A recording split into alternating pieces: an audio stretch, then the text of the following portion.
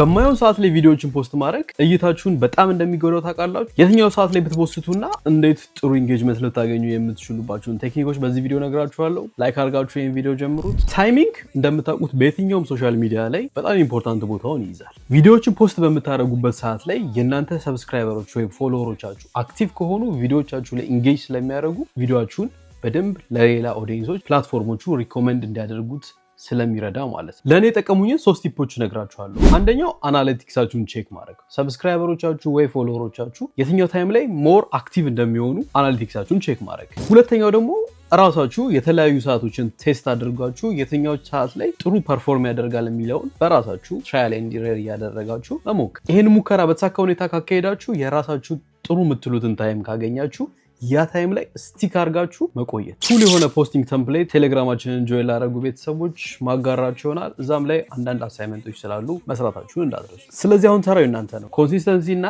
ስማርት ታይሚንግ ለአካውንታችሁ እድገት በጣም ወሳኝ ስለሆነ ኮመንት ባር ላይ የእናንተን አናሊቲክስ ቼክ አድርጋችሁ የትኛው ሰዓት ላይ ነው የእናንተ ፎሎወርስ ሞራል ሌት ሚ ኖው ኢን ዘ ኮመንት። በቀጣይ ቪዲዮ እስከምንገናኝ መልካም ጊዜ።